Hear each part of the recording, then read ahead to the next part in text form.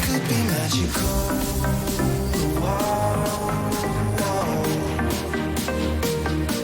This could be magical.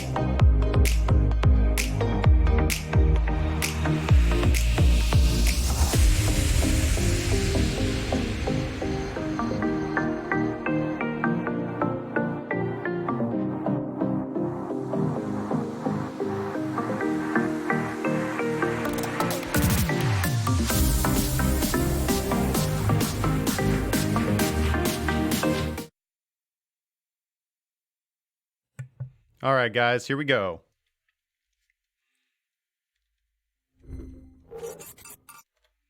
As Bitcoin struggles to maintain 11,000, the trade war between the United States and China might be about to heat up. Is your purchasing power weighted against the United States dollar? Then you do not want to miss this episode. We'll break it all down in today's exciting episode of Breaking Bitcoin.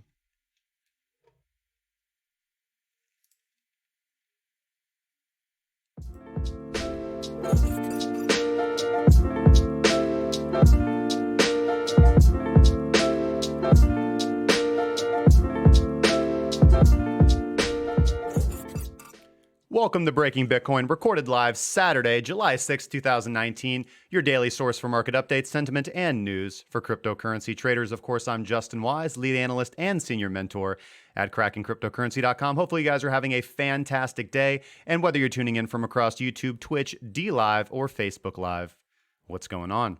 If you guys want to support the show, make sure to like, subscribe, share, follow, and engage in the live chat. So, as always, today's episode of Breaking Bitcoin is brought to you by us. If you are an aspiring trader or an experienced trader looking for a community to help you sharpen your skills, the Cracking Cryptocurrency Premium Trading Group can help you maximize your potential. Our education focuses on technical strategy, money management, trade psychology, as well as discipline, in addition to providing you with all the tools that you need to succeed, in addition to reliable signals and setups from our team of analysts and mentors to get started today and take advantage of the next 2 days of our 20% off 4th of July discount. You can head over to premium.crackingcryptocurrency.com. That's premium.crackingcryptocurrency.com. All right, so before we begin, big shout out to the Discord Nitro boosters. If you guys want to support us and you have Discord Nitro, you guys you guys can head over there to Discord and boost our server. We highly appreciate that. Thank you so much to the current Discord Nitro boosters. Makes the community and the Discord server better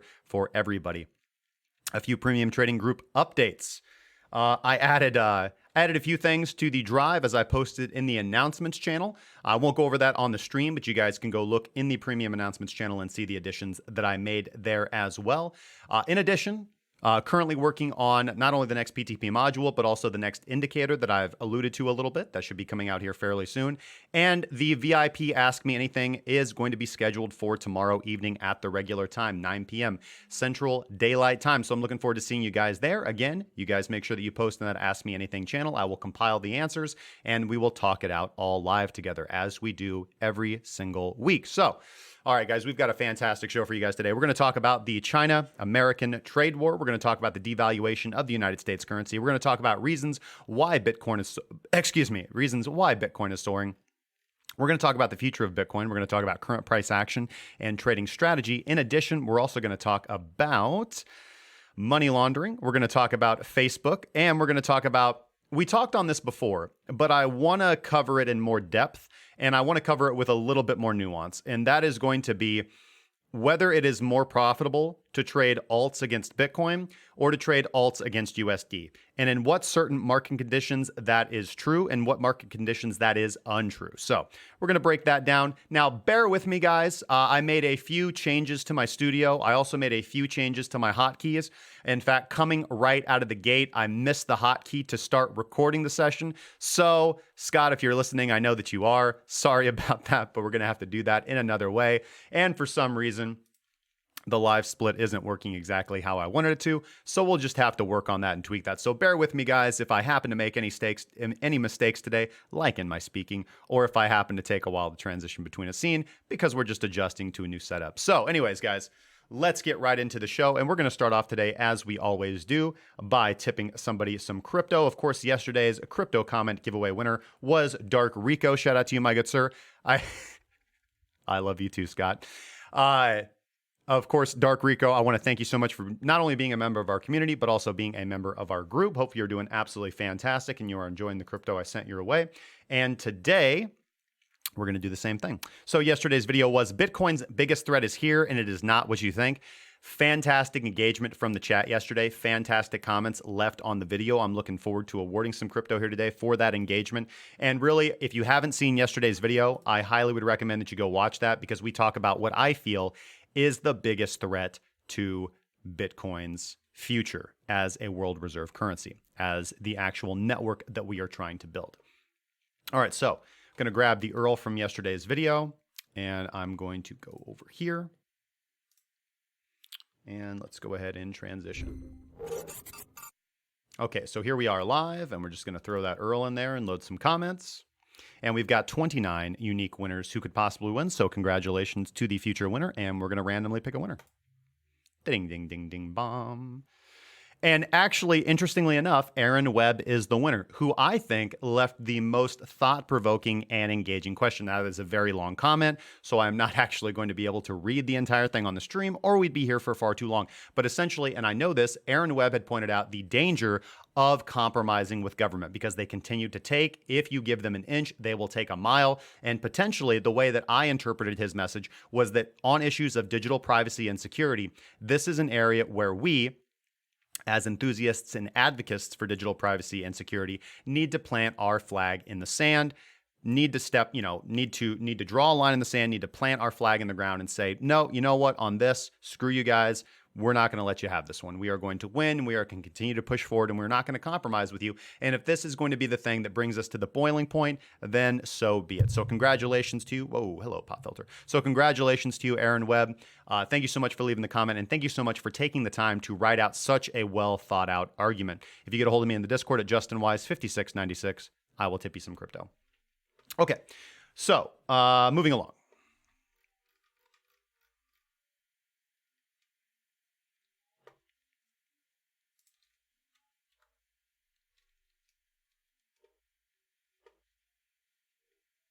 You guys will just, again, have to bear with me a little bit. I've changed scenes and screens and all kinds of things about.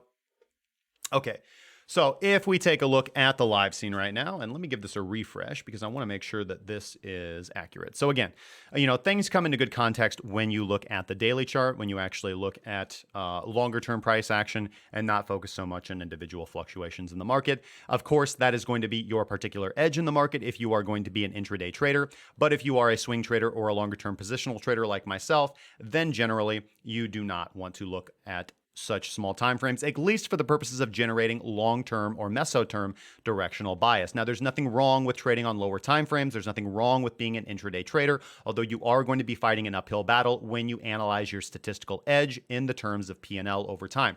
Intraday traders have a much higher failure rate than swing traders. There are multiple reasons for this. I think the primary reason for this is psychological drain and tax. For somebody who lived in the 1 to 3 minute chart for several years when I traded Forex, I can tell you this. That is extremely psychologically demanding. And as I said earlier, but I repeat myself, I think significantly contributes to the downfall of traders. I think that significantly contributes to the failure rate of traders because they're just not able to, human beings aren't really designed to handle that level of multitasking, to handle that level of psychological strain on a constant daily basis. And I think this is why 90% to 95% of traders fail. I think the number might actually be higher. It might even be closer to 99% if you actually look at what traders start now and are profitable after a year or longer. It's a very small percentage of individuals who end up winning this game, who end up making this game a profession. And the reason why I do the show and the reason why I share my knowledge and experience with you individuals is because I have done well in my life and I wish to pass my knowledge on in the best way that I possibly could to the larger community because I think that cryptocurrency is the future. I think it is a highly profitable asset class to trade, and I think it is not too difficultly traded as long as somebody knows going in the correct way to situate yourself psychologically and to situate your statistical edge in the market, as well as educate you on how to construct a system that works. Now, one thing that I'm noticing with my contacts today, I just decided to put my contacts in for really no good reason. My vision is a little blurry. So, not terribly. I'm hoping that my eyesight comes back into a little bit more focus. But if I have to go put some eye drops in, I'll put some cool music on and hopefully you guys will bear with me. So, you guys can see the bags under the eyes. That's not because of lack of sleep. That is because I don't get outside as much as I probably should. Sometimes lack of sleep. Moving on. Moving right along. So let's start off with today's analysis as we always do and get into Bitcoin. So let's go over to the BTC USD chart. So I am not Superman. I cannot deny nor can I verify the validity of that statement, sir. I cannot verify that I am in fact Superman, nor will I be able to actively deny whether I may or may not be the Man of Steel. Moving right along. You guys are awesome. I love you guys. All right, so getting over here into the BTC USD chart on Bitstamp. Mine are from lack of sleep. Scott, it's because you're working so hard. Okay, so let's look at what we've got going on here on the BTC USD chart. Now, still not interested in taking you long. There was obviously an intraday position to the upside. Let's look down on lower time frames and see where we could have gotten that signal. We'll start off on the 30-minute time frame and seeing if we would have gotten indication to take the intraday trade to the upside. Let's see here. So starting off at about 00 UTC, so this is the close. So this is price action in between the close and now. We have a bullish spike pretty much generating the beginning of today's candle. And then we have consolidation and one last little up thrust. Now, of course, we do have a long signal.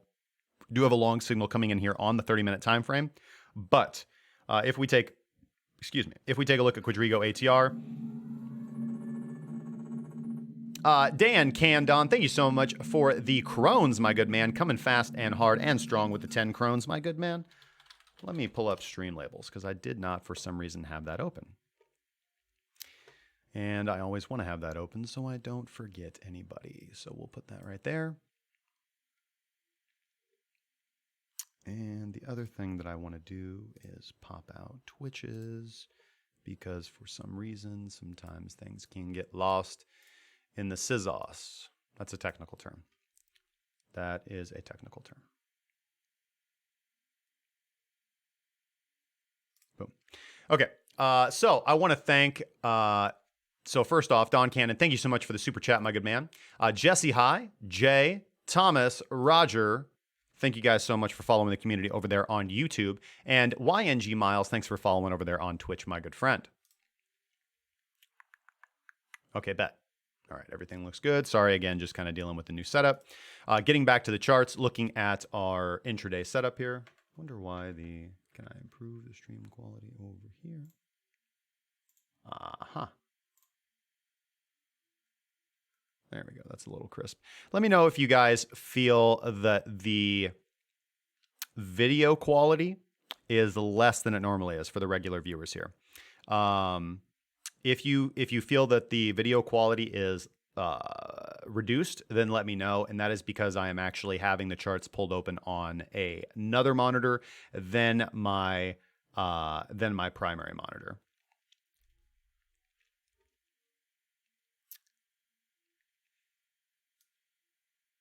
The lighting is off. I think the lighting looks quite good.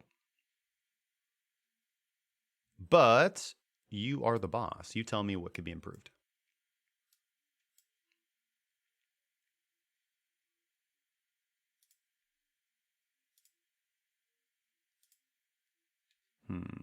All right. Well, I'll compile those. Thank you guys so much. Crypto Meister, Crypto Kid, you go chill. It's kind of a subjective thing. I'll probably be able to determine best because, you know, lighting on my left side.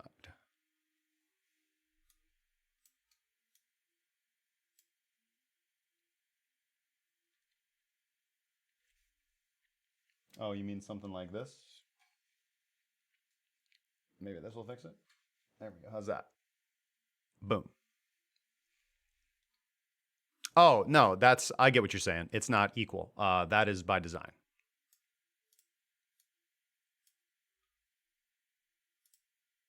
Try some makeup first. I think I'd start with the rouge and not the red lipstick, brother.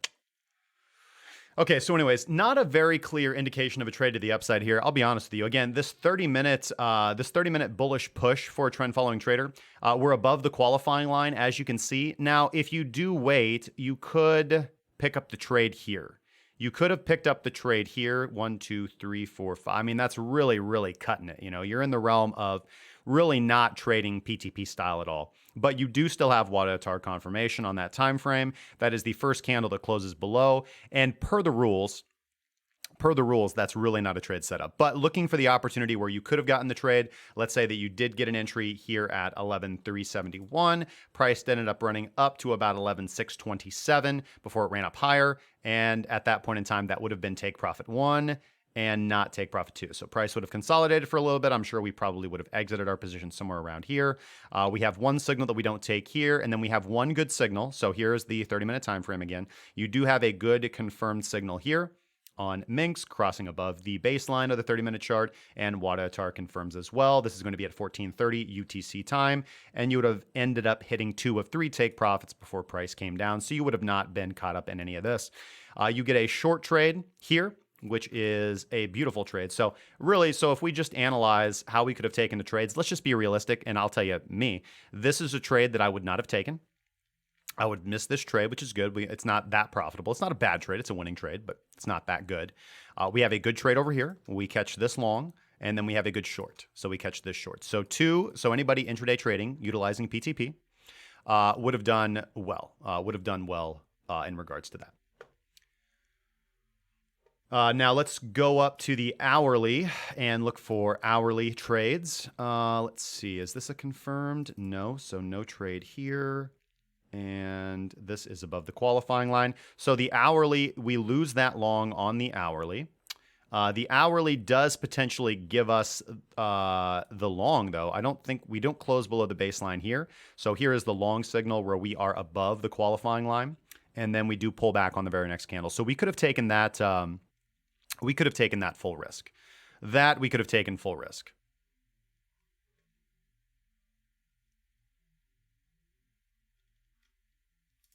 I don't. Yeah, I think that's just you, Robert.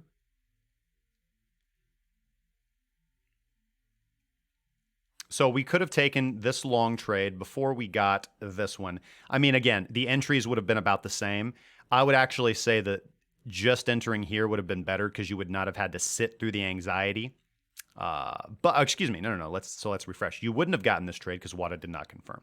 So over here is where you would have gotten into the trade. That does run up about 3.26% from entry, only hitting take profit 1. So the 30-minute chart would have generated more profit today because you just would have hit more take profits. And then we do get the short signal here, which is confirmed by WADA. So the hourly catches this big move to the downside as well. So congratulations to you guys intra trading. Going to the 4-hour, let's take a gander here. We have a losing long on the 4-hour chart, and we haven't yet flipped bearish on the 4-hour chart. And of course, getting back to the dominator of them all, the daily chart, there is no clear signal to do anything. We talked about this long signal and how it was not confirmed, and in fact, how we got the opposite of confirmation from Wadatar printing and continuing to print red bars, and that is what we are continuing to print today, telling us that the momentum is to the downside. The trade is to the downside. We don't yet have confirmation of a strong trade to the downside, of another full risk trade to the downside, to putting on that short position. And so while conditions are as they are right now, and keep in mind, it is the weekend. The weekend is notorious for fake outs and poor volume. As you can see, the volume on today's candle is extremely low. And because of that, when volume is quite low, that does not mean that you will not get momentum or volatility. It just means that that momentum and volatility does not mean a whole lot. It doesn't have a lot of backing, because to generate a trend that will sustain and continue, you need volume. Almost never will a trend establish and continue. Almost never will you have a breakout without volume, a breakout that actually has legs and will continue and develop into an established trend. Now, once you have that initial spike of volume, often a trend will continue, whether it is to the upside or whether it is to the downside on low volume. In fact, sometimes decreasing volume. And then when you see that large volume spike coming in at the beginning, when you see that large volume spike come in again, that is often a sign of one of two things: consolidation or potential reversal.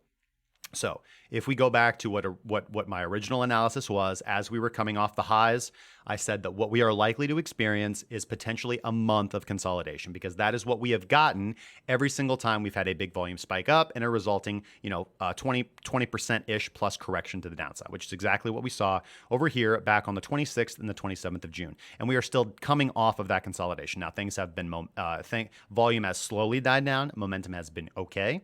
There have been intraday trades, obviously. Bitcoin is still a very volatile asset, making it lucrative to trade on just about any time frame. But as far as a clear daily trend or direction, there is not one. It is not trending strongly to the upside. We have not reestablished that trend to the upside. There has been no resulting volume spike to push us to the upside that is indicative on this higher time frame. And yet we have not also had that resulting volume spike of initiation of the bearish trend. We took our stab over here. We took our stab over here. When we got that confirmed short signal, price did wick down on high momentum, wick down about 10%. Again, taking our profits from our initial short trade over here, as you guys will recall, and then pushing back up and breaking out. So, not breaking out, but stopping out. Any trade that was attempted to be taken down at the short side here was faked out, and now price is back in its consolidation games again. So there's not a clear trend, there's not a clear direction. There's no really good trade to put on here for a swing trader, for a daily swing trader, for a positional trader. The safest move, in my opinion, is still to be sitting in my 1x short. The safest move is still to be sitting in cash. The safest move is still to be sitting in USDT and waiting for a stronger trend to emerge and trading the other charts.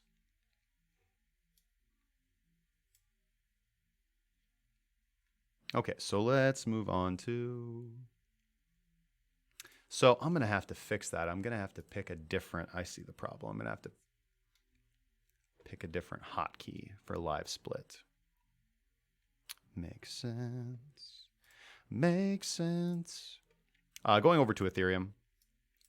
Going over to Ethereum, we see something very similar. Now, Ethereum, I'm more bearish on, to be quite honest with you, but very similar thing. Huge volume spike coming in at the top as we reached our local highs, and then a resulting massive correction to the downside. Ended up from open to close at 12.36%.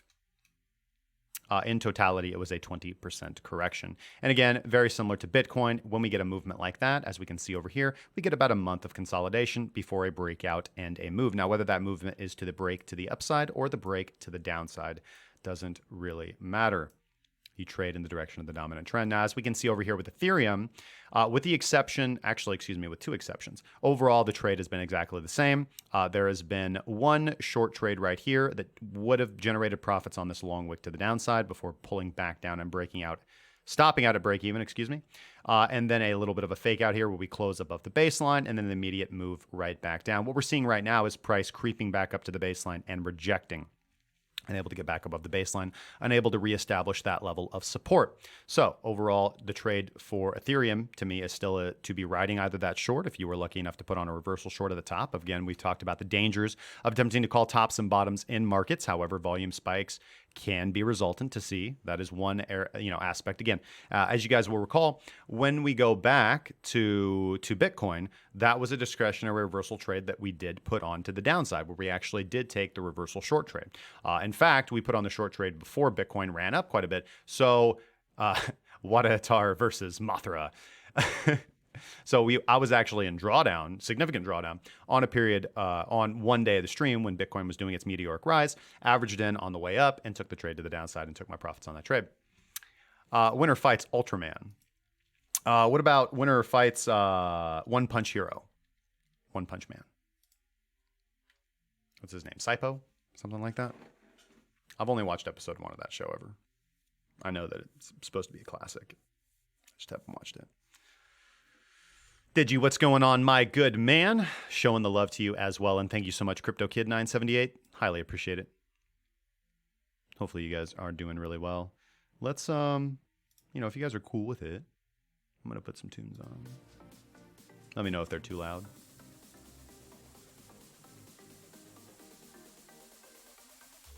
They did have Silvar and Goldar. Anyways, so as we can see, volume continuing to dry out. Now, I've seen, obviously, you guys know that I'm not a pattern trader. I don't think that there is a high statistical edge that is generated from trading patterns. However, what I will point out is that I've seen the descending wedge pattern pointed out by a lot of people in the group. People have a bullish bias toward that. People have a bullish bias to say that that will break out to the upside, as I've talked about many times on the stream. It's not just me, so you don't have to take my word for it. In fact, everything that I do, I don't want you to take my word for it. I want you to go research and invalidate the stuff for yourself. I want you to validate the stuff for yourself and just see if it makes sense, if it is actually true. I don't trade off 95% of the time. I will not trade off of anything that is subjective. I am an indicator technical based trader.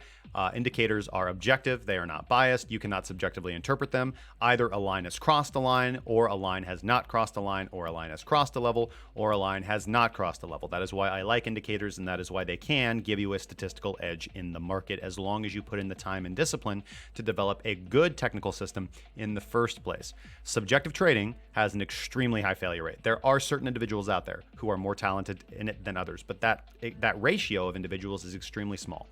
And it generates this bias in the mindsets of traders that completely destroys their discipline.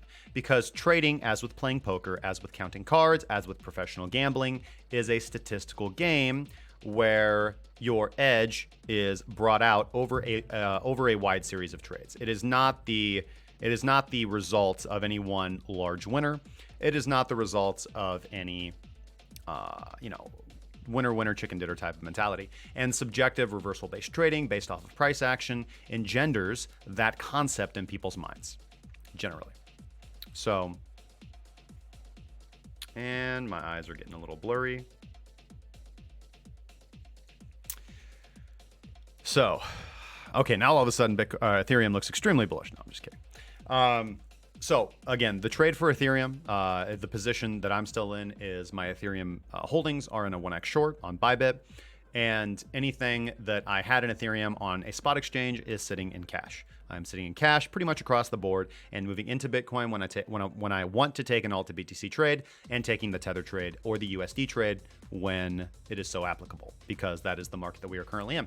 We've made lots of money on this run up, and we, unlike hodlers, are not going to repeat the same mistake that we made. Or, again, the whole purpose of this show and the whole purpose of this concept right here is to engender in you the concept to not make the same mistake that you may or may not have made back in 2018. One of the key reasons why I started doing the stream every day was because I saw a lot of individuals who I was friends with become fabulously wealthy during the run-up in 2017, and then become fabulously unwealthy over the course of 2018 due to their inability to take profit and shift their bias due to the actual market conditions. As a trend-following trader, what dominates my mind is price. The saying, I've equated this to a few things. Cash rules everything around me. Price should rule everything around you insofar as your trading decisions. So always make sure that you are listening to current price and that you are not attempting to force your concept of which way the market should move upon the market, because the market doesn't care about your analysis. The market doesn't care about your trend lines. The market doesn't care about your Fibonacci extension. The market only cares about the way that the market wants to move. And it is in your best interest to simply, Mr. Magoo Trading, no, I can see quite well.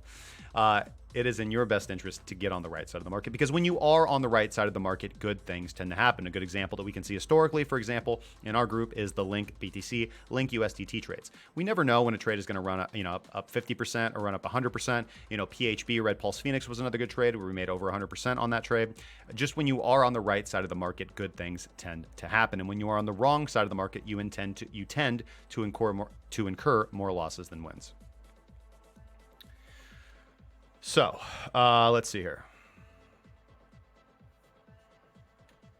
Trying to clear my eyesight out. Might go throw my glasses on. Okay, so maybe if I squint really hard. The contacts were supposed to help, right? It's just that I haven't worn contacts in so long, and you need to put those drops in your eyes to keep everything kind of lubricated. So I think I'm gonna go throw my glasses on, guys. I apologize for the inconvenience, but just give me 30 seconds to go throw my glasses on, then we won't have to deal with this as we continue to move forward. Don't go anywhere. I'll be right back.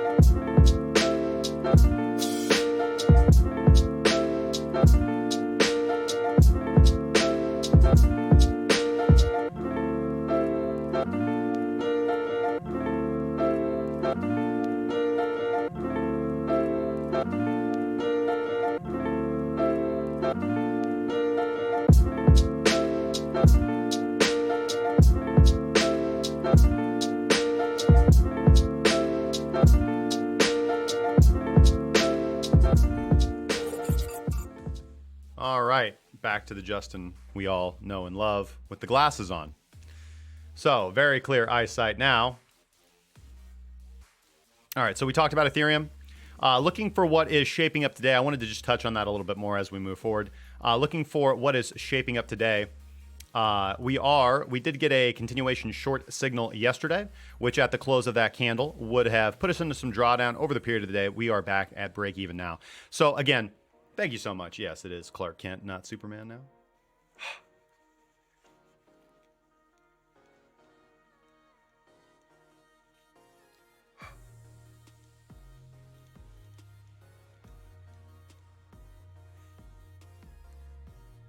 There we go. A little bit better. You know, I've got those are the, what are they called? They're like the 30 days. They're like the 30 days.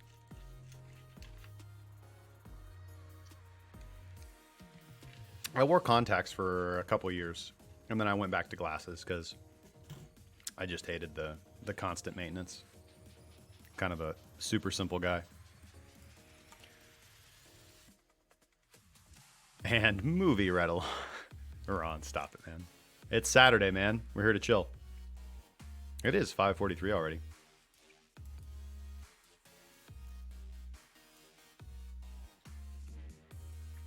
Digi, I guess, in the market, as in life, when you are on the right side of doing things, good things just happen, man. So very, very, very humble, guys. Thank you guys so much for all the viewers that come in on a regular basis and continue to support the show. You guys are absolutely awesome. And I will continue to give you the best analysis that I can and my best concepts about the market. Now, I think that the trade is, again, to the downside. This might be another opportunity to open up a full risk short. I'll make my decision as we move into the close of the daily candle, which we will be seeing here in about an hour and 15 minutes.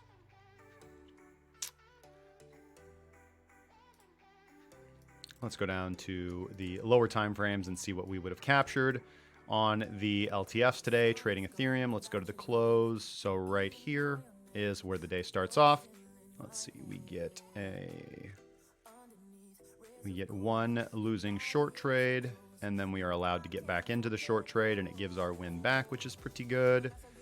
Let's see if we generate a long signal. Long signal on WADA unconfirmed. Let's see if we would have actually made some profit on that one. Here, yep, we make one take profit target, even taking the trade there, but again, wouldn't have been able to take that one due to the qualifying line. So not an extremely profitable day, except for this short trade. This short trade was pretty good. This is a good short trade. And then, yeah, you would be riding the primary short trade. I'm sure you hit all your take profits on this trade right here. And our VGI telling you to exit the primary short trade now. So again, starting off, we start off the day with one loser, one winner, and then a really good winner. So overall, 2 for 1 for the day, trading on the 30-minute time frame. Not too bad. Down to the hourly. Let's see what we got here. Short trade, I think, probably results in a loser, and that's definitely a loser. And then the hourly gives it back to you on a good winner here. So 2 for 1 on the hourly. 1 for 2 on the hourly. 4-hour time frame hasn't looked that attractive. We had a good signal over here that resulted in about 4% profit. We have a short trade here that is a loser and a losing long. So just not a whole lot of volatility in throwing up a short signal now. Not a whole lot of volatility on those meso time frames. And again, you can kind of determine that from the daily if you just look at this. And this is just overall pretty much a bloodbath, just chop. Same for the thing with Bitcoin. Man. Marlon Jones playing the 1 hour on Bitcoin, wrote it down, just took profit. Awesome, man. Good trade. So I am still biased to the downside. I think that, for example, on Ethereum, I think that Monday, we're most likely, or Sunday, it could be on Sunday evening. I think we're going to get that volatile movement down to about 262.93, potentially lower, but we are going to tap that level of support, I do believe. Unless, again, we generate some good bullish volume and we start moving to the upside, which could totally happen. If that happens, I'll take the trade to the upside. But right now, I am biased towards sitting in cash. I am biased towards sitting in my 1x short and looking for opportunities to add to that short and add risk to the trade as price continues to move down. That is my overall thoughts and sentiments on the market. And whether just sitting in that cash protects me from all this whip, from all this chop and volatility, is a good thing. And then when I have the opportunity to get back in a full risk trade, I will take that whichever way the market decides to move. But overall, right now, my thoughts are mostly on protecting my cash and capital and not being so eager to hop back into the market full risk. All right. Marlon Jones, thank you so much for the $2 donation. And he says, Minx is da bomb. Short on the 1 hour, played out perfectly. Well, awesome, man. I'm glad that it played out for you. Very good trade, my good friend. Tom, CryptoNewbie, thank you so much for your continued support. All right, so having said that, with 547 being on the time frame, let's go take a look at our Forex charts real quick. Even though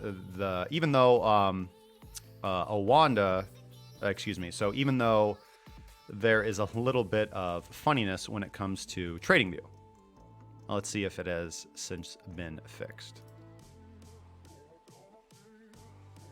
Yeah,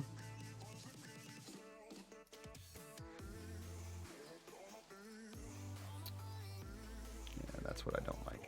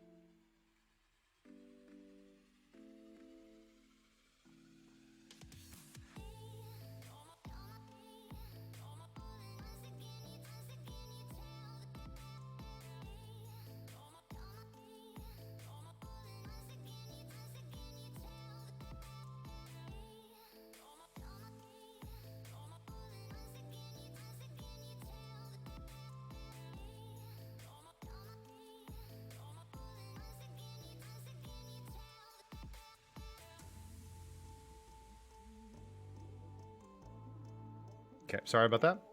So we'll just get a game plan for what we're going to do here moving forward based off our previous closes.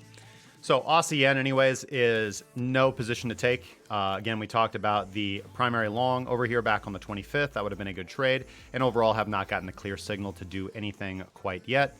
Going down to the Aussie dollar. Again, continuation long resulting in a losing trade.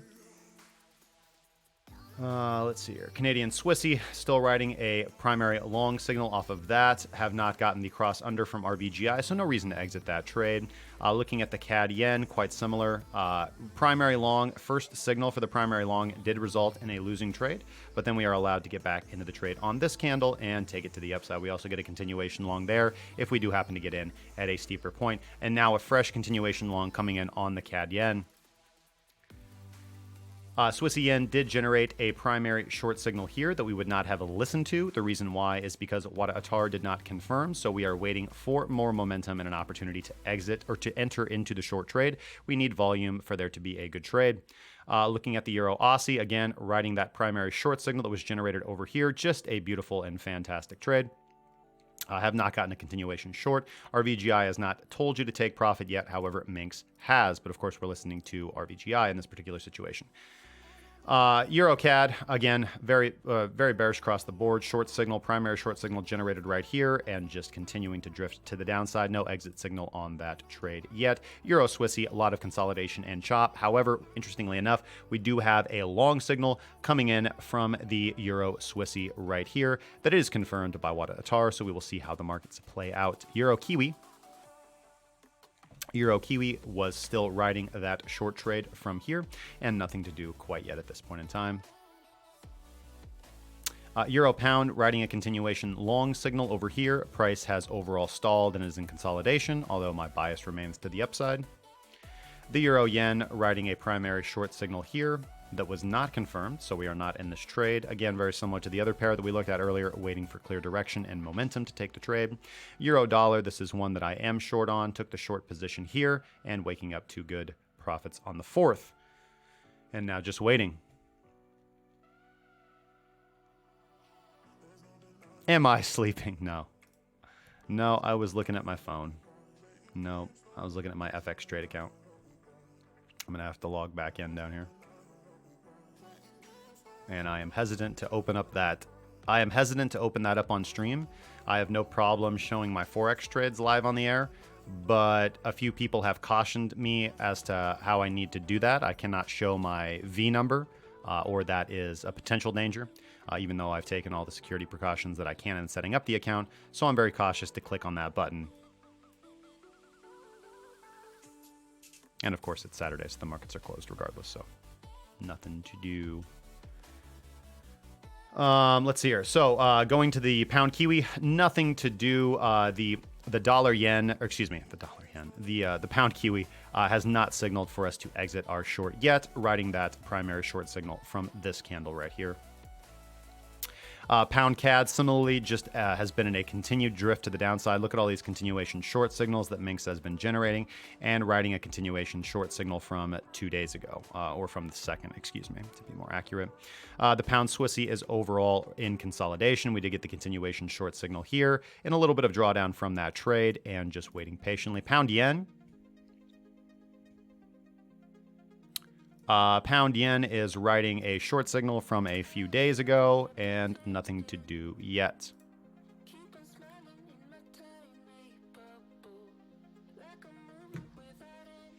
Pound dollar, this is one that I'm short on as well. Entered the primary short here. The Kiwi dollar. Kiwi dollar was riding this was one that I went long on and took my profits around here. Kiwi dollar continued to move to the upside, a little bit of consolidation, and then a massive move to the downside. Nothing to do yet.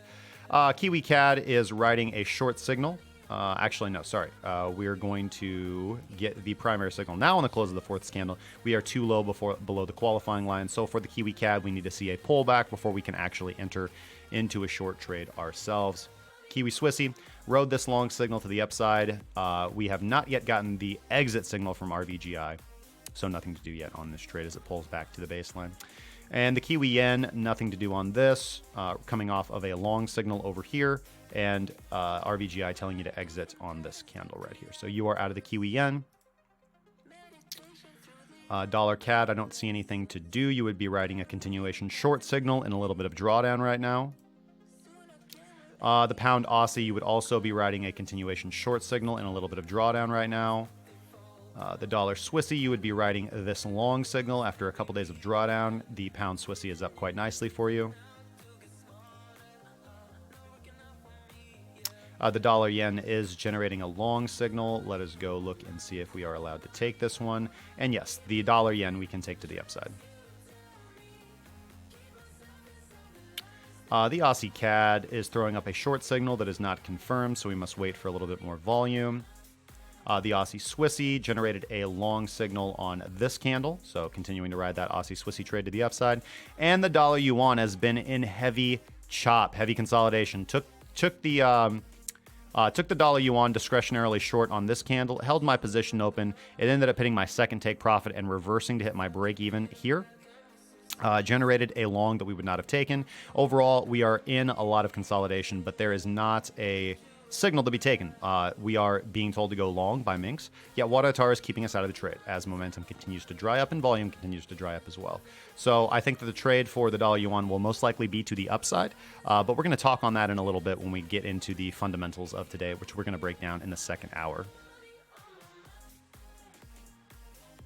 which we are coming up on.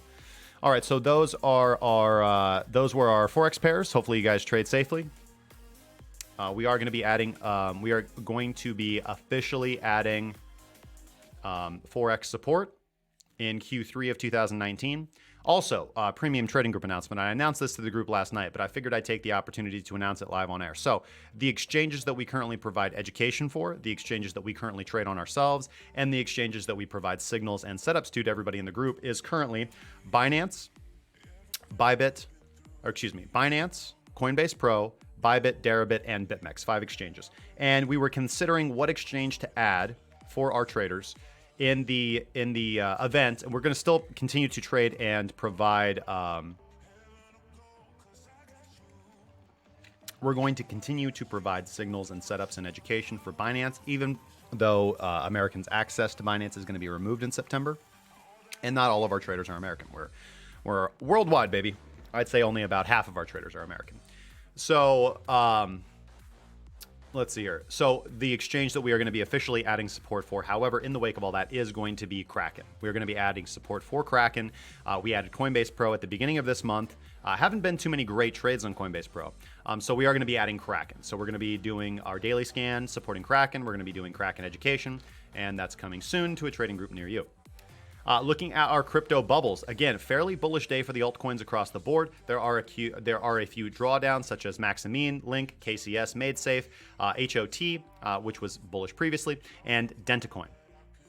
But however, Komodo doing very well. Bitcoin up about 5.5. But again, I think this is a little bit delayed because I think that the state of everything is a little bit different. So let's give that a little bit of a refresh. And Walton Chain up 20.9%. Again, took Walton Chain to the upside, made some. Okay, so here we go. So now this is overall. So I would say now, looking at the actual results from crypto bubbles today, this is still a good day in the market. Again, kind of a pick and choosing day. Let's actually take a look here. Kind of a pick and choosing day. Yeah, Dogecoin down off of its rally yesterday. Waves up, Walton Chain up, QNT up, doing pretty good. IOST, good trade. So congratulations to everybody who took those trades and those positions as well. Didn't really see too many things last night that looked supremely attractive, to be quite honest with you. Put on a few positions last night. Shill the zill, man. Have I checked with ByBit to see if we'll be able to trade directly on the charts to move orders? I know that is on their. I know that's on their roadmap, so it is coming. It is coming, Bob.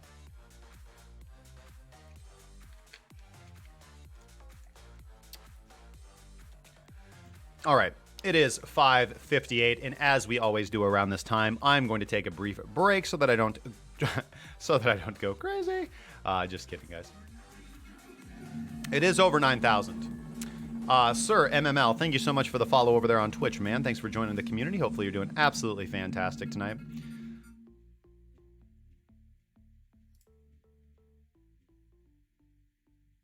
Okay, so what we're gonna do is we're gonna slide to break, and when we come back, we are going to talk about the trade war between the United States and China heating up and why Bitcoin is a nightmare for banks. We're going to talk about money laundering. We're going to talk about Facebook, and we're going to talk about, this is important for you guys to know, so definitely stick around for this. We're going to talk about, is it more profitable to trade alt Bitcoin pairs or alt USD pairs, and when should you make that switch? This is a topic that we've talked a lot on about, so I kind of went back to the drawing board, came up with my best thoughts, and have them for you here. All right, so don't go anywhere. But before we go to break, I do have to say that as traders, selecting our exchange is going to be one of the most important decisions that we make. As a professional, I am often asked what metrics I use to evaluate an exchange to see whether or not I want to or should trade on it. And again, those metrics are always the same thing. Those metrics are security, ease of use, and customer service. An exchange has to have those for me to even consider trading on them. If they don't have those things, I continue my search elsewhere. You will never find me on a jank exchange. I don't care how much your low sat coin pumped. You didn't actually make that much money in opportunity cost, in my experience. So hit BTC? No. But one of the exchanges that I choose to trade my leveraged Bitcoin futures on is ByBit because of the way that they check all three of these boxes. I have not found an exchange in cryptocurrency that has the customer service that ByBit does. That is a fact. There is no cryptocurrency exchange out there that compares to the ease of ByBit's customer service, and that is one of my hugest pet peeves as a trader, and one of the reasons I enjoy trading on them so much. If you guys would like to try ByBit's platform out, they will give you up to $60 in margin to test their platform for free if you use our link bybit.krakencryptocurrency.com. That's bybit.krakencryptocurrency.com if you'd like to test and figure out why I like to trade on there for yourselves. All right, guys, we're going to go to break. Don't go anywhere. We'll be right back.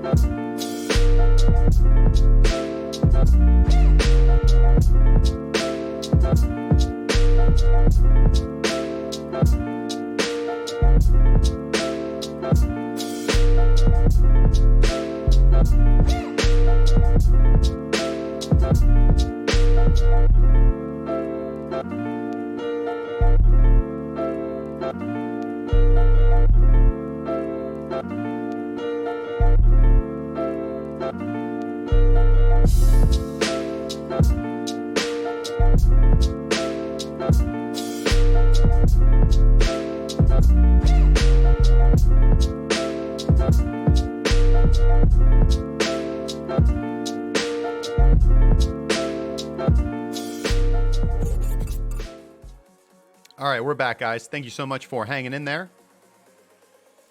And there's our crypto bubbles back. So we've got a lot to talk about. We've got a fantastic second hour for you. And we're going to start off with this little piece right here. This right here. So I'm sure you guys can feel a lot of sympathy for this. I know that there are probably quite a few of your friends who feel this way, and maybe some in the audience who feel this way yourselves. And this is exactly what FOMO looks like. So thank you so much to our gentleman Fry there, demonstrating what FOMO looks like in real life. Now,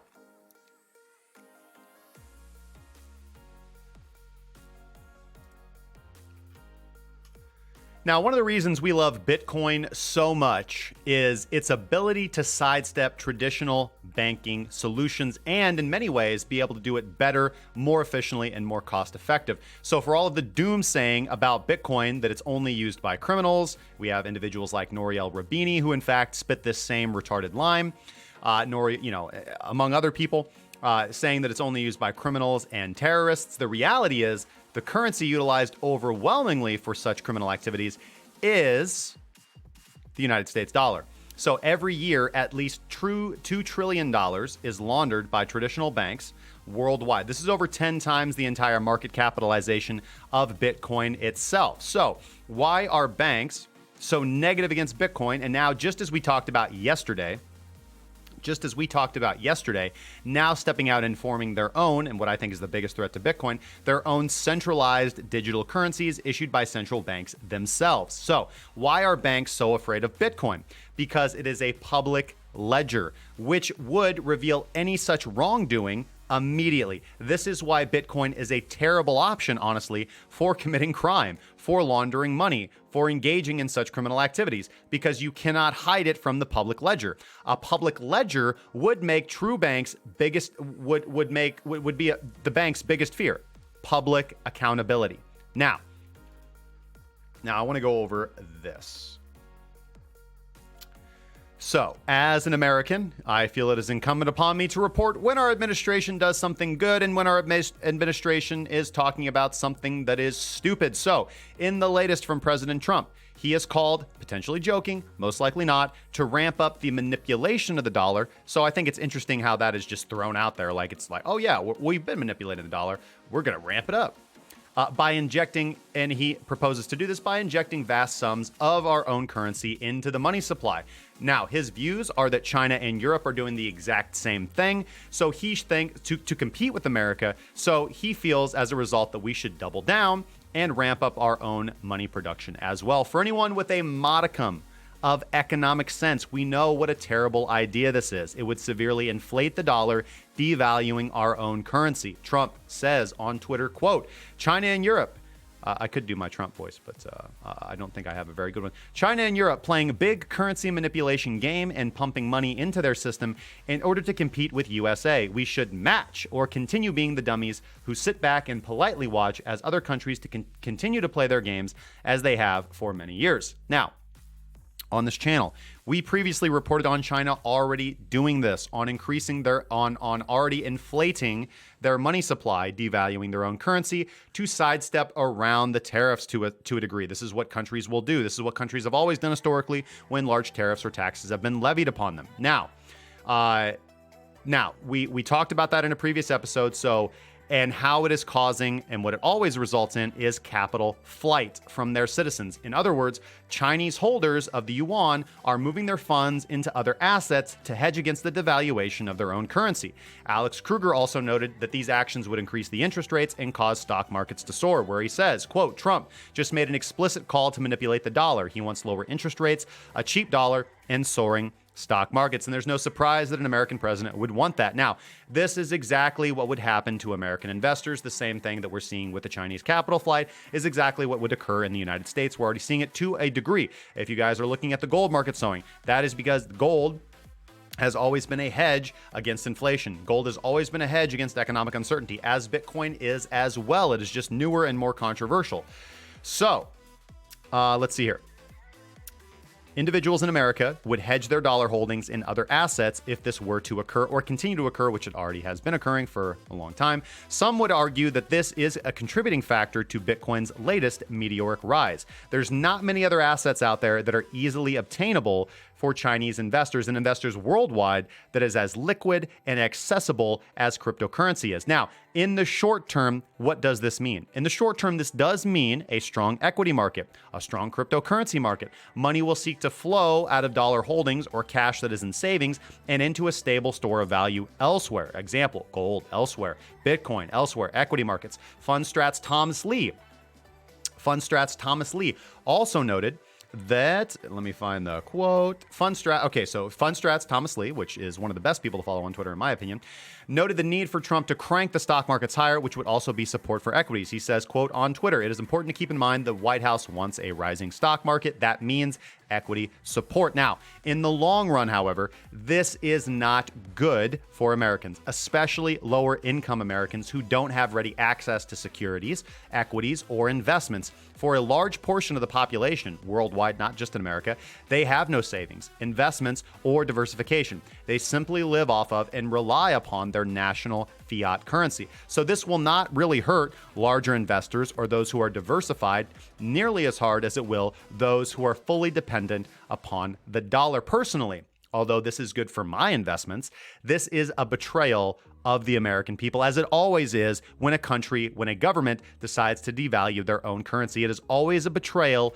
of it is always a betrayal of their citizens. So it always is throughout history.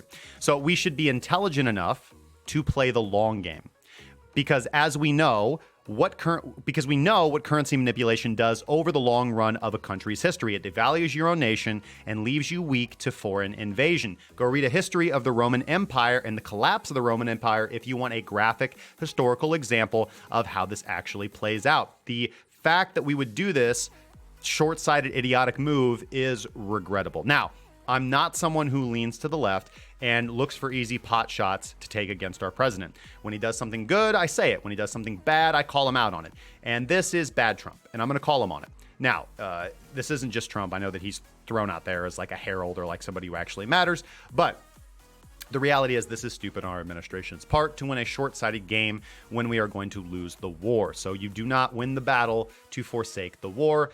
You don't do that. Now, we've seen the equity markets, gold and Bitcoin, be extremely bullish in response and in prediction of all of this. Of course, because by the time the news comes out, investors have already known for quite a while. And should our executive decisions remain the same, I do expect more of the same. But just be aware of the large impetus of where these bullish movements are coming from.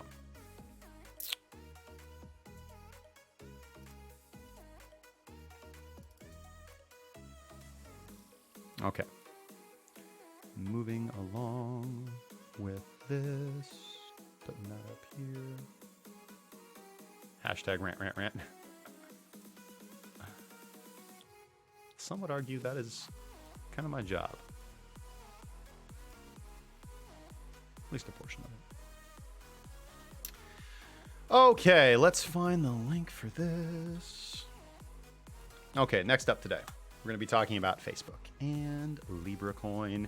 Facebook set a blockchain to testify before the United States Congress as the social media giant plots a strategy to sway crypto critics. So David Marcus, who steers Facebook's blockchain and crypto projects as the head of the company's Calibra subsidiary, says the company's goal is to eventually shift its upcoming Libra coin into a decentralized, permissionless state. That is, provided the company can successfully navigate regulatory hurdles. Now, Marcus says he plans to testify to Congress.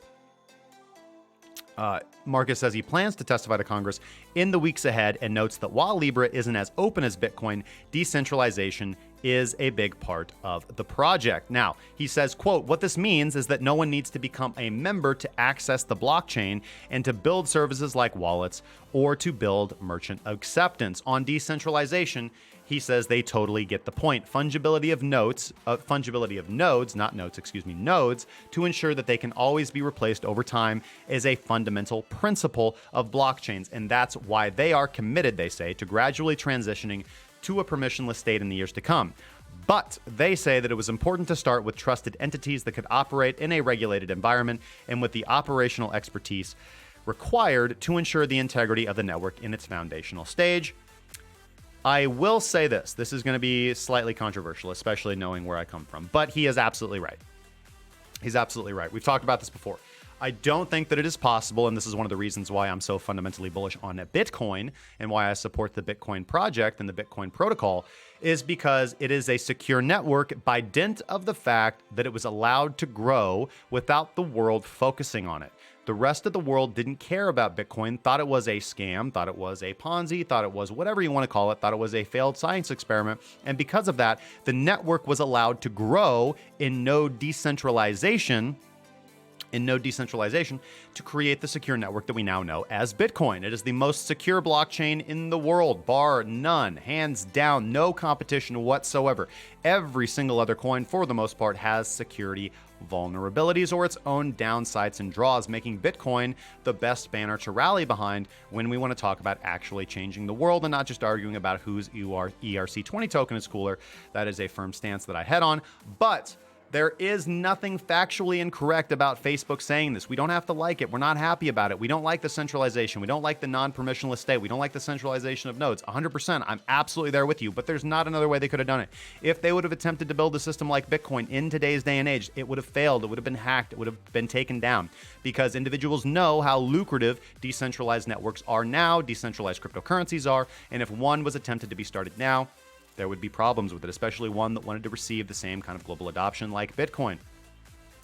And that is exactly what Libra Coin is staking to do. Now, could they have tried? There are obviously cryptocurrencies that launch every single day and seek to seek their own progress, but I think it is fundamentally different.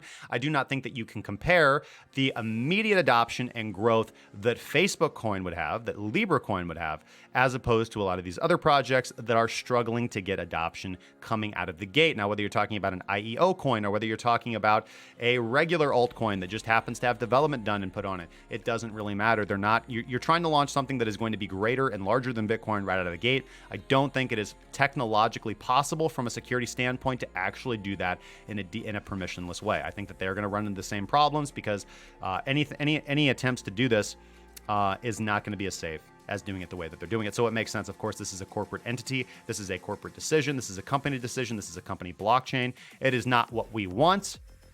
And I know that this is a very controversial topic. In fact, I'm not quite sure whether this is good or bad for cryptocurrency. I know that it's bad.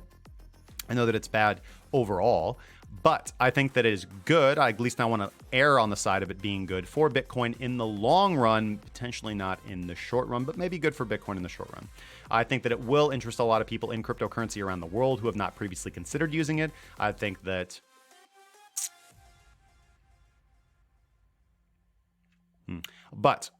if we go back to my original thoughts and opinions on this, I do not think that Facebook or Libra Coin at any point in time will actually transition to being a permissionless decentralized node setup. When you have centralized authority and power, they never give it back. Again, you guys can go review a history of the Roman Empire. If you guys would like a graphic historical example of that, we have always had to violently or non-violently, but revolutionarily, remove dictators and centralized authority from power. They never give it up voluntarily.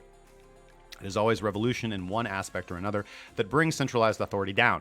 So when you start off the system this way, it is not going to get better. It is just going to continue to be what it is. And so it is incumbent upon us as advocates of this space to continue to show the world why Bitcoin and decentralized cryptocurrencies are the way, are better, are more secure, offer more freedom, and can actually fundamentally change the world. And why Libra Coin, while being convenient and potentially globally useful, is not the answer. It is not the answer. It is more of the same. Okay, moving right along to what I think is probably going to be the most interesting article. Now, I've gone over this article before. And I've gone over this issue before, kind of at length. But I want to focus on this with a little bit more thought, so I put a little bit more time and effort into my argumentation here. And so hopefully you guys can understand this a little bit more clearly. Now, this is a Steemit article by Dobie. She's a female trader who I have quite a bit of respect for. So I want to state that coming up. This is not an attack against Dobie. This is just an attack. This is a logical analysis of her argumentation and whether or not it is valid. Now, in this article, she claims that it is always more profitable to trade altcoins against Bitcoin than to trade altcoins against the dollar.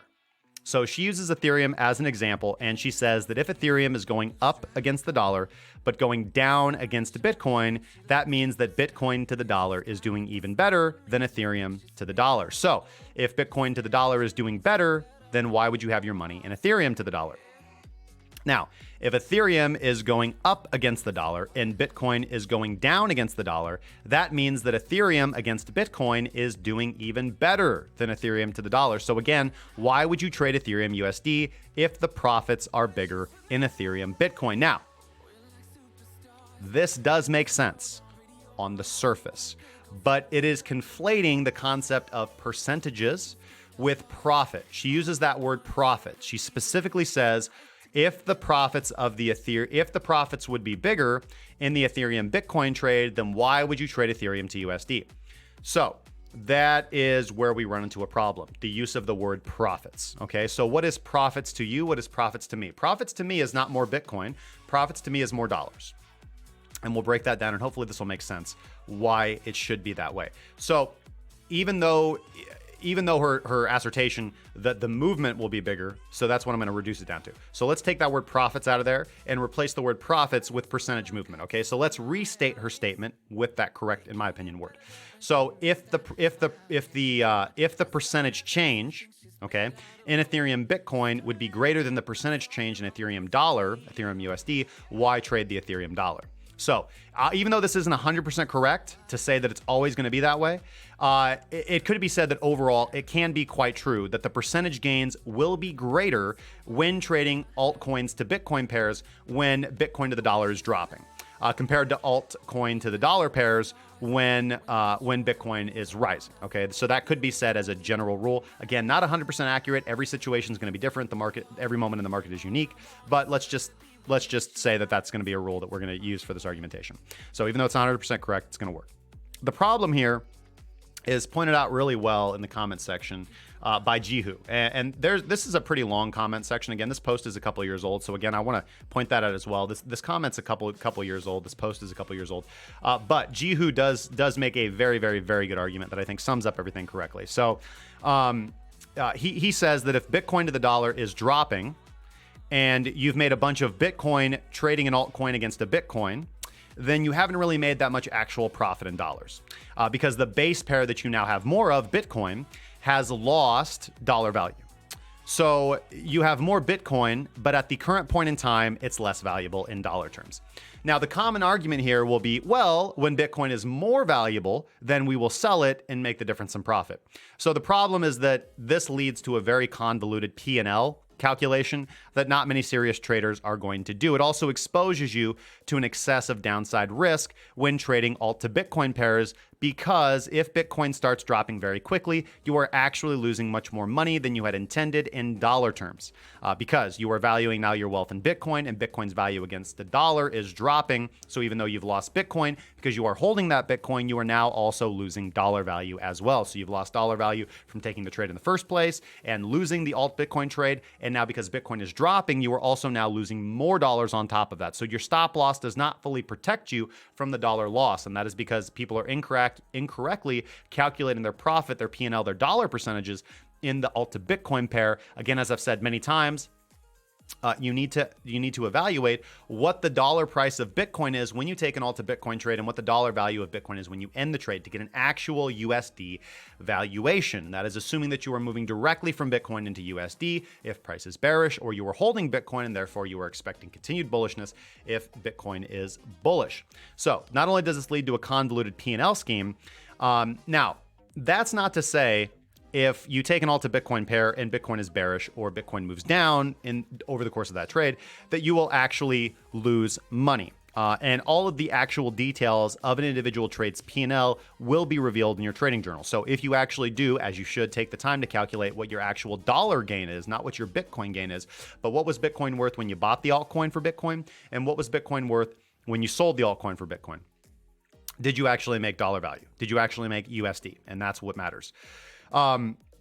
So in the end, you're just going to need to compare your statistical results and figure out for yourself whether your trading strategy actually gives you a dollar edge, a profit edge, when trading alt to Bitcoin pairs. However, again, with respect to Adobe, her statement here, so backing up, with respect to Adobe, her statement here is incorrect and assumes several things. So one, that the percentage differences will be greater when trading alt pairs to Bitcoin pairs as opposed to trading altcoin to USD pairs. So that is not always the case. Every moment in the market is unique, and a pair can do whatever the fuck it wants. The second assumption is that the Bitcoin value is what matters more, not dollar value. This depends on what kind of trader you are, honestly. So I value my wealth in dollars and not Bitcoin. And it does not make sense to value your wealth in any volatile asset, regardless of how you feel about it. Until Bitcoin is actually the global standard currency or store of value, it's not. So I value my wealth in what I pay my bills in, as does any logical person in my assumption. You wouldn't value your wealth in Apple stock, regardless of how bullish you are on the company or how much you thought that they would change the world, even if you believe that. So also, again, I want to give her credit because this idea is a couple years old. This post is a couple years old when there weren't that many markets to trade alts to the dollar against. Now that there are, I think this argument has largely fallen by the wayside. So a more succinct takeaway, perhaps, to wrap this all up, is that the goal of trading should be to maximize your purchasing power or grow your purchasing power. Your purchasing power is going to be measured in the currency that is universally accepted and most stable, which right now is the US dollar.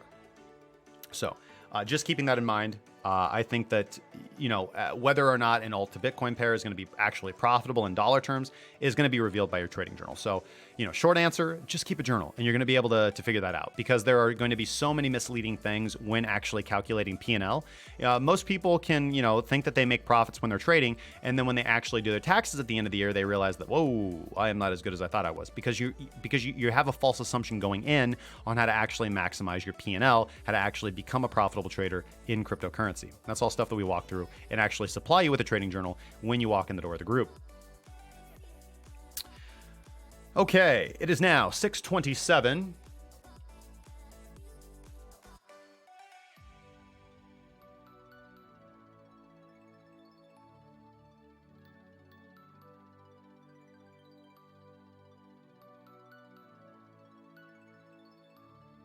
Let's slide over here. Okay, so we're going to get into user-submitted chart requests.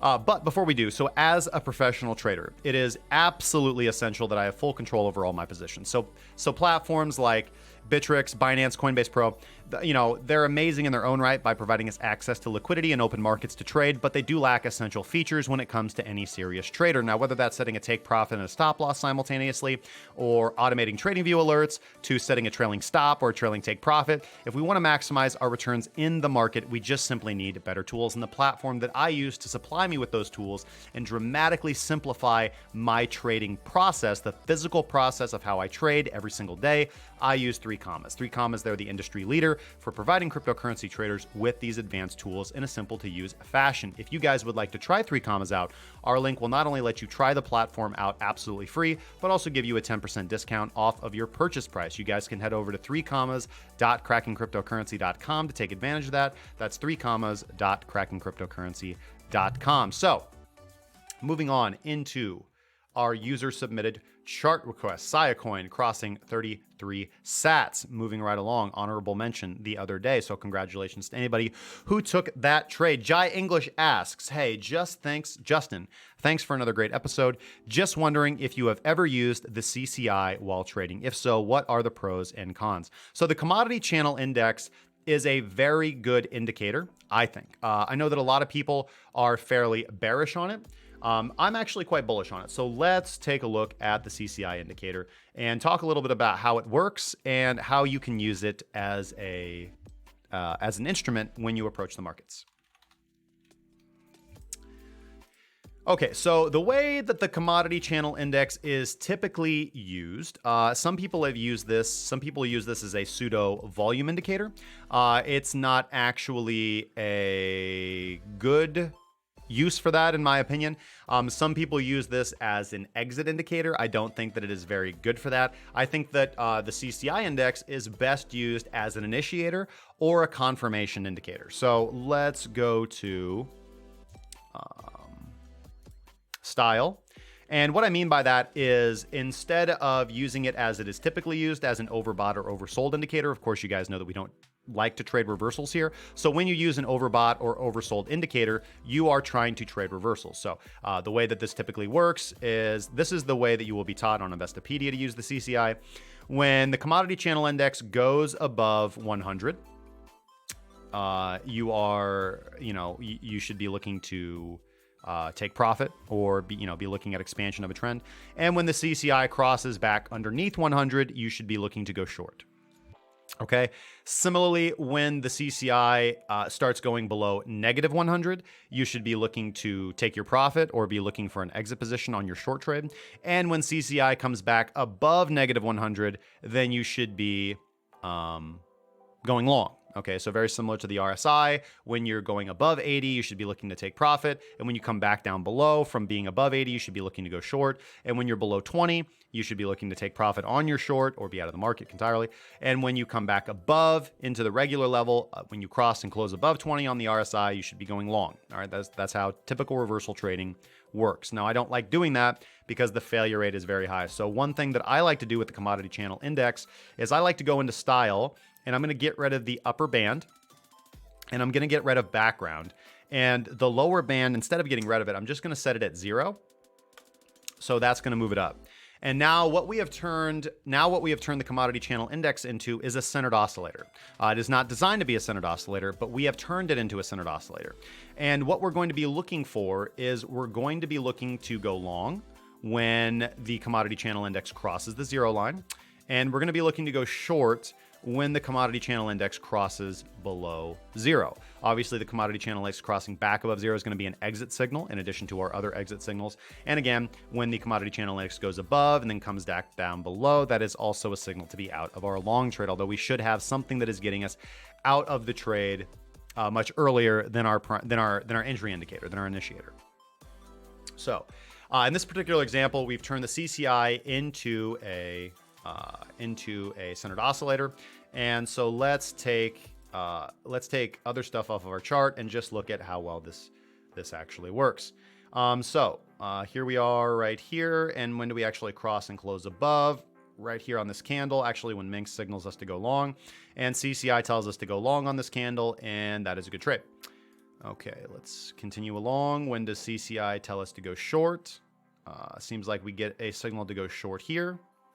And then we cross back above here, and then we're allowed to go short again here. So we have a good winner, very good winner, and we have a consolidation loss. So potentially adding a confirmation indicator would help us filter out those losses.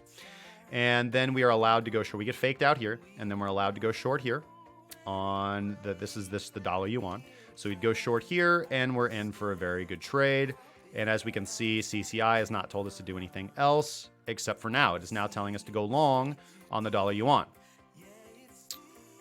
So let's go see how well this thing does on Bitcoin. All right, so here we are on Bitcoin. And let's just start over here in September of 2018. All right, so here we go. This is where CCI tells us to go short on the 9th of November, 2018. As you guys can see, we cross and close below the 0 line. And we try to make it back up there. We almost tries to fake us out like we just saw in that last example of dollar yuan. But again, the CCI keeps us in the trade, and badunka-dunka-dunk. And we want an exit indicator. RVGI gets us out here, and then maybe we can get back in there.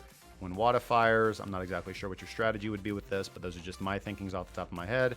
RVGI gets us back out again here after a good trade, and then basically keeps us out. So potentially I want to pair this with another exit indicator. Where does the CCI tell us to go long? Let's take a look here. We actually get the long signal on the 18th of December, which is right here. So CCI tells us to go long.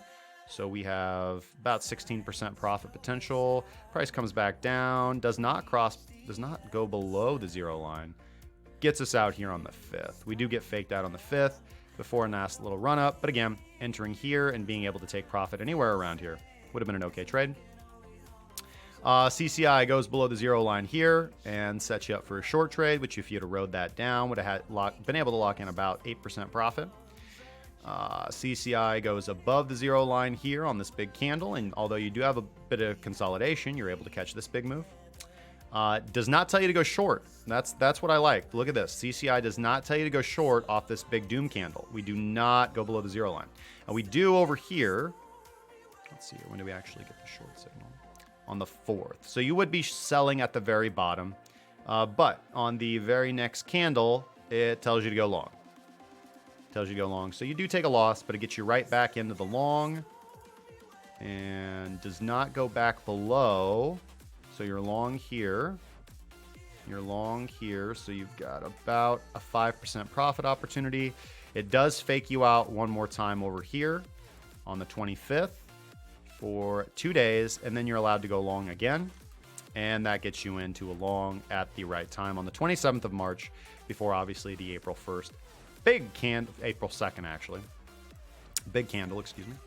And let's see, CCI keeps you in the market in a long that entire time. Tells you to go short here, which is all right. Maybe a profit opportunity there, but mostly just a fake out. Tells you to go long here for this run, and actually has not told you to go short yet. So CCI still would have you in the market. So CCI is a very good initiator. It doesn't give you as many signals as you want, and you definitely want to pair it with... so whenever you're testing a trend following indicator, you don't want to look at this. You don't want to look at trends. You want to go here and look at consolidation, because this is where you're going to get chopped up. So what's nice about CCI is that it doesn't give you that many signals. So if you were building a strategy around CCI, you're either going to need to speed it up and filter its bad signals, or you're going to need to find a way to maximize your returns when taking those trades. All right, now whether that's through proper position sizing or looking at different ways on taking profit, there's lots of different ways you can do that. But CCI is a really, really good indicator. I think it gets a bad name because most people use it for reversals, and most reversal indicators suck.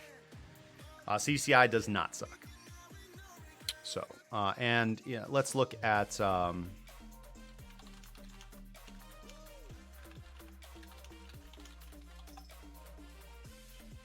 let's look at the TradingView wiki, and let's just break down what the calculations are. So, typical price is going to be high, low, close 3. So CCI is going to be current typical price minus a 20-period simple moving average of high, low, close 3. So what is the average of high, low, close 3 over the last 20 bars? Minus current close from that, and then divide by 0.0 or 0.015 times your mean deviation. Let's see here. And calculating the mean deviation is 3 steps. Subtracting the most recent 20-period simple moving average from each typical price, and summing those numbers using only ABS, and dividing the value by total number of periods. So, okay, just standard deviation over a certain period of time. So that is a fairly simple calculation. It is, of course, generated by price action, but what Commodity Channel Index is doing is it is looking for a divergence or a difference in the average deviation of price over the last 20 periods based off of the... So deviation of price within that period against that deviation from current price's deviation. If that makes sense. A little convoluted, but it's not a bad indicator. So if you guys want to do some more research on CCI, I would recommend that you do that. It's a pretty good indicator. It's not in my system, but it's not bad. And there are some really neat extrapolations of CCI. Okay, from Joao Pinheiro, he asks for NULS USDT.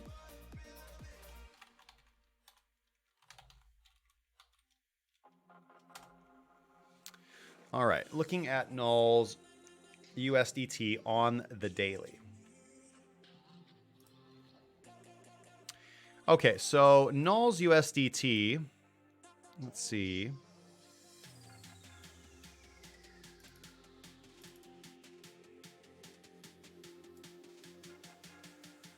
CCI gave you the go-ahead yesterday. I would not be looking at NULS USDT until today. This actually looks, I would say, decent. We have good volume on today's candle.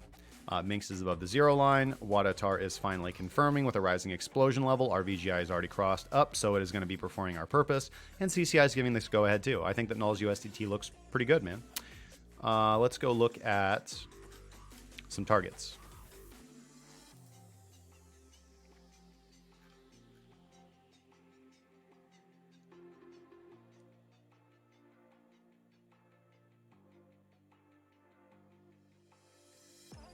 All right, seems like ATR wobbles around 10 to 11%.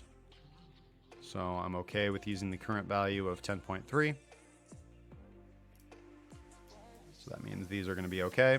So you're looking at $1.06, $1.16, and $1.62 with a stop loss around 82 cents. You are above the zero, or excuse me, you are above your baseline, and this looks pretty good. Get a nice floor established by your secondary baseline, and you've got a nice breakout established by your primary baseline. We are coming off some consolidation, so I think a thrust up to test these makes logical sense. Volume is not fantastic, but volume is not bad, and a nice volume spike on today's candle. Yeah, I'd say this looks like a fairly constructive chart, actually. Looks good.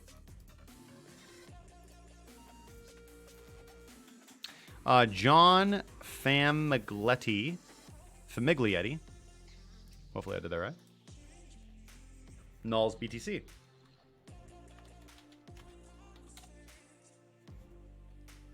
NULS BTC on the daily. Is also not looking too bad. Let's see here. We do close above the baseline. We had already been bullish, waiting for an opportunity. NULS was a trade yesterday. You could have gone long on NULS yesterday. Interestingly enough, CCI is telling you to go long today. Wadatar Explosion is confirming this trade. Volume is not amazing. You do have some nice volume over here to initiate a potential bullish trend coming off of this big steep movement to the downside. And I wouldn't say it's amazing volume. I'd like to see more volume, but you are definitely in an upwards trend, up about 25% off the lows. Had you entered that trade yesterday, you would be at break even. Nothing really happened. You wicked down to the baseline, probably giving you a little bit of anxiety, even giving you an opportunity to get a better average entry if you were doing such a thing. I think NULS Bitcoin does not look too bad. Don't think that NULS Bitcoin looks too bad. Sorry, let's go look at some profit targets. And let's compare ATR. Seems like ATR is pretty good. Lower level today, so that's all right. So we'd be looking at somewhere around 9,600 sats, 10,600 sats, 11,700 sats with a stop loss around 7,100 sats. Let's trade safely.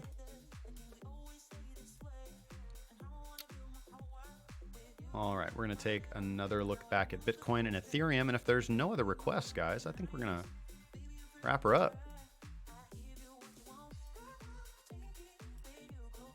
Gives me time to get ready for my daily scan, because we are coming up on the daily candle close. So looking at Bitcoin on the daily candle close, it's Saturday night, low volume, high volatility, fake out move to the upside. Minx is bullish, Wadatar is not, and RVGI is not crossed under, or excuse me, RVGI is not crossed above, so no reason to be looking for a long position. We'll continue to ride my 1x short until given further direction. Similar for Ethereum, we have a pretty big fake out day for Ethereum, actually giving you a fantastic entry for a short had you not been short already. Did get the continuation short signal on yesterday's close. You would have had to ride drawdown all day, but again, back at break even. And far more things are confirming the short. As we can see, CCI confirmed the short, interestingly enough, on this candle. So CCI would have got you into a fantastic short position here.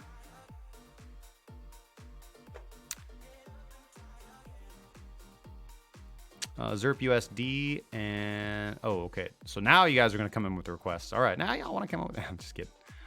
All right, ZIL USDT. See my previous question.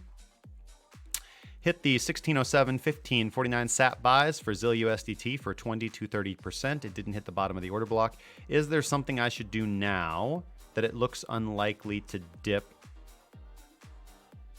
to 1490? Well, let's just go look at ZIL and see if that statement makes sense to me.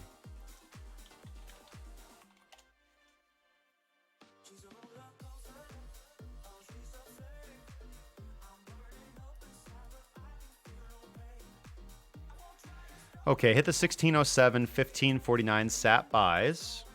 Good stuff, man. Didn't hit the bottom of the order block. Is there something I should do now that it looks unlikely to dip to 1490? Well, I would have taken profit at the, I would have had a limit sell order at the baseline, because you're never sure it's going to blast through the baseline. Definitely a good opportunity to take some profit and move your stop loss to break even. And we can try dipping again if we do drop as low as 1490, man. Yeah, and then we can also take the trend trade if we do end up breaking above the daily baseline here. But yeah, good trade, man. Good trade. So you have an average entry of around here, and you've got a big pump candle. I see what you're saying. Oh, no. I got what you're saying. Yeah. So for the future, I would generally, if you're trading below the baseline and you take a reversal trade, generally always have your have a take profit at the daily base. I mean, you can also hold on, man. I mean, it's going to be no advice that I'm going to give you is going to be like, yeah, this will make sure it wins. This will make sure that it loses. But you got a good average entry.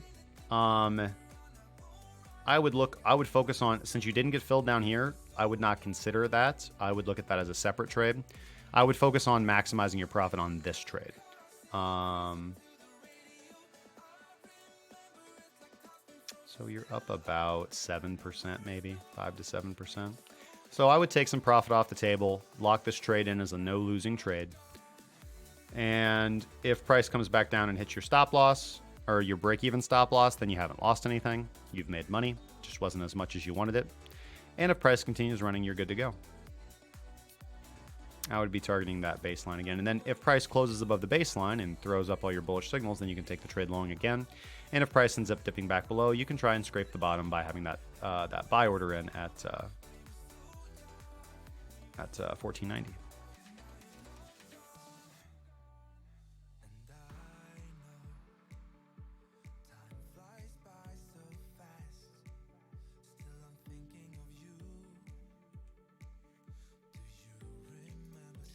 All right, Zerp oozed. A Zerp to the ooze. This looks very similar to ZIL USDT. I am bearish on XRP to the dollar. We do have commodity channel index giving us the short here. We have Minx giving us the short on the same candle in confirmation from Wadatar. So riding that to the downside. Coming off of this consolidation pattern, I think this looks like distribution and not reaccumulation, but again, a very volatile trading range, and we are at the lows of that trading range for the third touch on support. Generally, when we touch something 3 or 4 times, we tend to break through it. Volume is quite low, not a very impressive buyback, and rejection from the daily baseline. So this definitely looks like a short to me, and I know that people are terrified by taking a short at low prices, but I think this is going to break to the downside if I had to put my spin on it. I am in an XRP USD short, have been for a while. And by a while, I mean no longer than a week. But yeah, I don't like this. Reversal movement off the bottom, rejection from the baseline. Could we see some bullish momentum here? Yeah, absolutely. We could. Again, we are at the bottom of the trading range, and we could get a bounce off on our third attempt, but my money is definitely to the downside. XMR USDT from CrypTopic. Kind of the same thing, man. You know, reversal bounce. Good trade with reversal traders. Closing below the baseline. No confirmation from WADA. RVGI is crossed over here, telling you to be out of a short. Of course, we're not shorting XMR USDT on Binance. CCI is not giving you a long. Minx is not giving you a long. This is a stay away from it chart. ADA BTC for Tomcryptonewbie. Cardano Bitcoin is a short, continues to be a short. There is nothing good looking about this chart. Just because price is cheap does not mean it is bullish. Primary short trade here that we would have taken here, and basically just riding a Cardano short all the way down, because at no point, actually, sorry, we do get the exit signal here, and then we can get back in here, and we get the exit signal here, and we can get back in here, and pretty much at break even on any Cardano short, but looking good.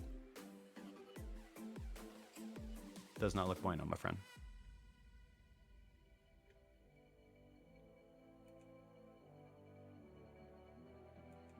No problem, Don Candon. And I apologize it took me so long, but we always do user submitted chart requests at the end of the show.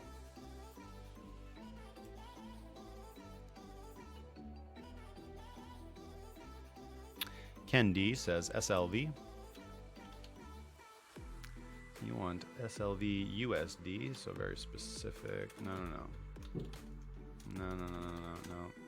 Do you just want me to look at ZAG? Do you want to look at silver on ARCA? Because that is typically what people want when they say SLV. They want the shares on ARCA. So that's what I'm going to look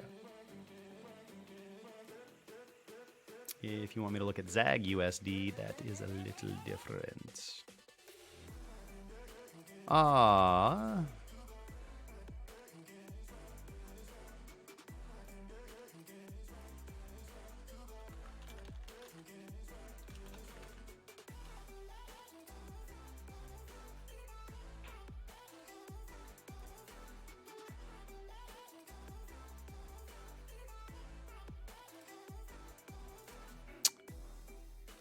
Bitteschön, der Kryptomieter. Bitteschön.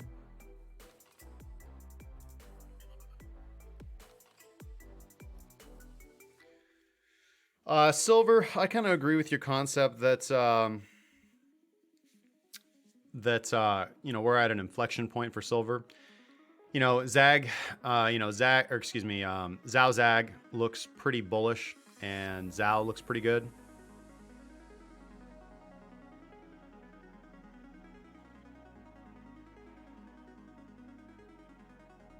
Actually, that's not a bad chart to trade over there on Kraken, Andrew Munns.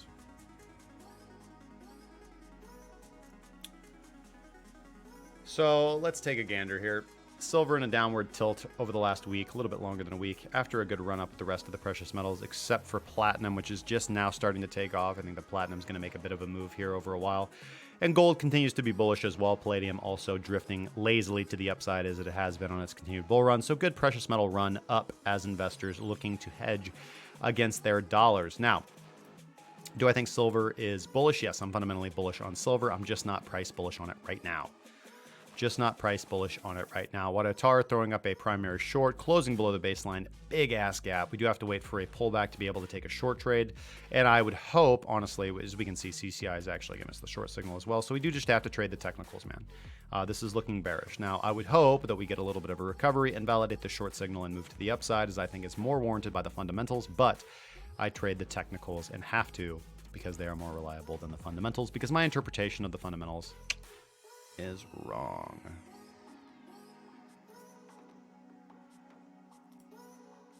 Steve C. Can I claim my crypto from 3 weeks ago if I forgot to hit you up, lols, or wait till next one? Hit me up, man. Hit me up. Send me a screenshot. Actually, I know that you won the crypto comment giveaway, so I got you, man. Just hit me up. All right, it is 6:55, guys. Fantastic show. I think that it is time to do this. Thank you guys so much for joining me for another exciting episode of Breaking Bitcoin. You guys are absolutely fantastic. I hope you go on to have a very safe evening. I hope you go on to trade very safely. For those of the guys for you guys in the group who are about to be doing your daily scan right alongside me, best of luck to you guys, and make sure to trade safely and with intelligence. Always look for confirmation. If you guys would like to join us in the group and have access to our proprietary indicators and strategies, our educational content, our mentors, our signals and setups, as well as our strong community to help you grow in your skills, you can of course join us at premium.krakencryptocurrency.com to take advantage of our 20% discount across all packages for the next 2 days for the 4th of July in honor of Independence Day. Again, that's premium.krakencryptocurrency.com. By the way, do you like amazing podcasts? Are you a podcast addict like myself? Well, then you can just say, hey, I'm not going to say it, but you could just say, hey, rhymes with Lugal. Let's listen to the latest episode of Breaking Bitcoin. It is that simple. We do have a real live podcast. You guys can check us out on iTunes, Stitcher, Spotify, Podbean, Google Play Music, and Google Podcasts under the name of Breaking Bitcoin. In fact, we would highly appreciate it if you go over there and give us a 5-star review on iTunes. It does really support the channel, guys. Thank you so much for your continued participation. And if you have not already, make sure to subscribe, like, follow, share, and engage in the comments section. If you have any questions, comments, sarcastic remarks, opinions, and or death threats, leave them in the comments section down below, and I will see you in the next one. Following a shout out to Spectre Security Coin. What's going on, my man? Make sure you guys go check out XSPC. Great project that they have over there, guys. All right, trade safely. I'll catch you guys tomorrow.